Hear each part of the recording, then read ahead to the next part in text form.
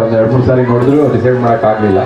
ಆದರೂ ನಾನು ಒಬ್ಬನೇ ಡಿಸೈಡ್ ಮಾಡಿಲ್ಲ, ಜೊತೆಗೆ ಸರ್ನ ಕರ್ಕೊಂಡಿದ್ವಿ, ಇಬ್ಬರು ಡಿಸೈಡ್ ಮಾಡಿದ್ದೀವಿ.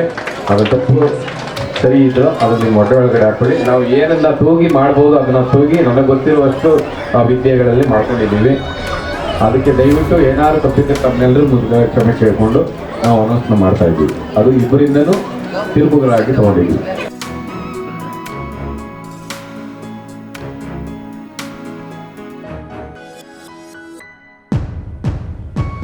ರಮಣ ಅವರು ಈ ವರ್ಷದ ಪ್ರಥಮ ಬಹುಮಾನವನ್ನು ಪಡೆದಿದ್ದಾರೆ. ಇವರು 100,000 ನಗದನ್ನು ಪಡ್ಕೊಂಡಿದ್ದಾರೆ. ಧನ್ಯವಾದಗಳು ಅವರಿಗೆ.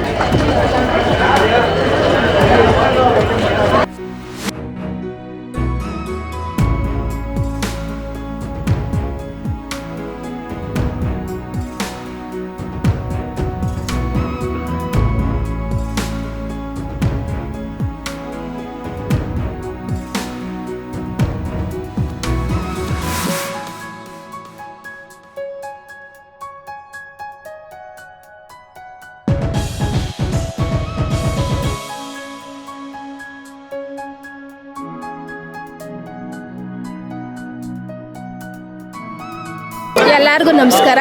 ಸಂಕ್ರಾಂತಿ ಹಬ್ಬದ ಶುಭಾಶಯಗಳು. ನಮ್ಮ 18ನೇ ವಾರ್ಡಲ್ಲಿ ರಂಗೋಲಿ ಸ್ಪರ್ಧೆ ನಡೆದು ತುಂಬ ಖುಷಿಯಾಗುತ್ತೆ.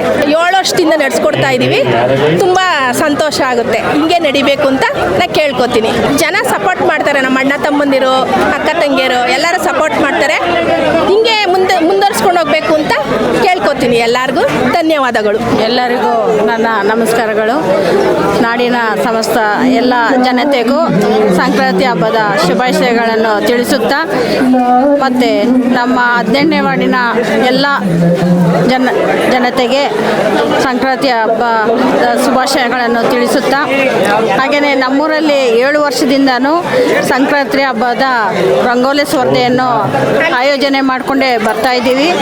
ತುಂಬ ವರ್ಷನೂ ಒಂದೊಂದು ಸ್ಟೆಪ್ಪು ಹೆಚ್ಚಾಗಿಯೇ ಇಲ್ಲಣ್ಣ, ನೀವು ಇದು ವರ್ಷಕ್ಕೂ ತುಂಬ ಚೆನ್ನಾಗಿ ಆಚರಣೆ ಮಾಡಬೇಕು ಸಂಕ್ರಾಂತಿ ಹಬ್ಬನ ಅಂತ ಎಲ್ಲ ಊರಿನ ಯುವಕರು ಸೇರಿಕೊಂಡು ತುಂಬಾ ಒತ್ತನ್ನು ಕೊಟ್ಟು ಸಂಕ್ರಾಂತಿ ಹಬ್ಬನ ತುಂಬ ವಿಜೃಂಭಣೆಯಿಂದ ಆಚರಣೆ, ಕಬ್ಬು ಮತ್ತು ಅವರೆಕಾಯಿ, ಗೆಣಸು ಎಲ್ಲನೂ ತಂದು ಗುಡ್ಡೆ ಹಾಕಿ ಪ್ರೈಸ್ಗಳನ್ನ ಗೆಣಸು ಮತ್ತು ಕಬ್ಬು ಅವರೆಕಾಯಿನ ಕೂಡ ಪ್ರೈಸ್ಗಳನ್ನ ವಿತರಣೆ ಮಾಡಿದ್ದಾರೆ. 5 ಜನರಿಗೆ ಮಾತ್ರ ಪ್ರೈಸ್ಗಳನ್ನ ಮಡಗಿದ್ರು. ಮಿಕ್ಕಿದೆಲ್ಲನೂ ಅವರೆಕಾಯಿ ಮತ್ತು ಗೆಣಸು ಕಬ್ಬನ್ನು ವಿತರಣೆ ಮಾಡಿದ್ರು. ಅದೊಂಥರ ಖುಷಿ ಆಯಿತು. ಸಂಕ್ರಾಂತಿ ಹಬ್ಬದ ಶುಭಾಶಯಗಳು ಎಲ್ಲರಿಗೂ.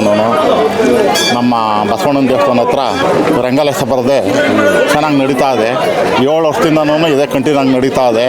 ಇನ್ನು ವರ್ಷ ಹೆಚ್ಚಿನ ಸಂಖ್ಯೆಯಲ್ಲಿ ನಡ್ಕೊಂಡು ಹೋಗಲಿ ಅಂತ ಹಾರೈಸೋಣ. ವಾರ್ಡ್ ನಂಬರ್ 18 ಗ್ರಾಮದವರು ಎಲ್ಲ ಸೇರಿ ಇನ್ನೂ ಜೋರಾಗಿ ನಡ್ಸ್ಕೊಂಡು ಹೋಗಲಿ ಅಂತ ವರ್ಷ ಅಂತ ನಾನು ಕೇಳ್ಕೊತಾ ಇದ್ದೀನಿ. ಸಂಕ್ರಾಂತಿಯ ಪ್ರಯುಕ್ತ ಪ್ರಥಮ ವರ್ಷವಾಗಿ ನಮ್ಮ ಒಂದು ಜೋಗುರು ದೊಡ್ಡಿಯವರೇ ಒಂದು 5 ಟೀಮ್ಗಳಾಗಿ ಮಾಡಿಕೊಂಡು ನಮ್ಮ ಯುವಕರೇ ಅದರಲ್ಲಿ ಅತಿ ಹೆಚ್ಚಾಗಿ ಭಾಗವಹಿಸಿ ಸ್ವತಃ ತಾವೇ ಒಂದು ಆರ್ಗನೈಸೇಷನ್ನ ಮಾಡಿಕೊಂಡು ಒಂದು ಪ್ರಥಮ ಬಹುಮಾನವನ್ನು ಗೆದ್ದಿದ್ದೀವಿ. ಅದೇ ರೀತಿಯಲ್ಲಿ ಇದು ಕೇವಲ ಯಾರೋ ಒಬ್ಬರು ಆರ್ಗನೈಸರ್ ಆಗಿ ಮಾಡಲಿಲ್ಲ, ಬದಲಾಗಿ 35 ಟೀಮ್ಗಳಿಂದ ಎಲ್ಲರೂ ಸಹ ಒಂದು ಸಮಾನ ಕಾಂಟ್ರಿಬ್ಯೂಷನ್ನ ಕೊಡ್ತಾ, ಎಲ್ರಿಗೂ ಸಮಾನ ಅವಕಾಶಗಳನ್ನ ಕೊಡ್ತಾ, ಹಾಗೆ ಸಮಾನವಾಗಿ ಚೆನ್ನಾಗಿ ಆಡಿಕೊಂಡು ಈ ಪ್ರಥಮ ಬಹುಮಾನವನ್ನು ಗೆದ್ದಿದ್ದೀವಿ. ಇದೇ ರೀತಿಯಲ್ಲಿ ಮುಂದಿನ ವರ್ಷವೂ ಸಹ ನಾವು ಇದೇ ರೀತಿಯಲ್ಲಿ ಇದೇ ಜೋಶಲ್ಲಿ ಇದೇ ಒಂದು ಯಶಸ್ಸಿನ ಜೊತೆಗೆ ನಾವು ಮುಂದೆ ಬರ್ತೀವಿ. ಇದೇ ರೀತಿಯ ಒಂದು ಸ್ಪೋರ್ಟ್ಸ್ಗಳನ್ನ ಆರ್ಗನೈಸೇಷನ್ ಮಾಡಿ ಯುವಕರಲ್ಲಿ ಒಂದು ಕ್ರೀಡಾ ಬಗ್ಗೆ ಆಸಕ್ತಿಯನ್ನು ಉಂಟಿಸ್ತೀವಿ. ನಮಸ್ತೆ ಸರ್, ಶ್ವೇತಾ. ತುಂಬ ಖುಷಿ ಇದೆ. ಎಷ್ಟನೇ ಪ್ರೈಸ್ ಬಂತು ಅನ್ನೋದಕ್ಕಿಂತ ನಾನು ಪಾರ್ಟಿಸಿಪೇಟ್ ಮಾಡಿ ತುಂಬಾ ಖುಷಿ ಇದೆ. ಪ್ರತಿ ವರ್ಷ ಅಟೆಂಡ್ ಮಾಡ್ತಾ ಇದ್ದೀನಿ. ಮುಂದಿನ ವರ್ಷ ಕೂಡ ಅಟೆಂಡ್ ಮಾಡ್ತೀನಿ.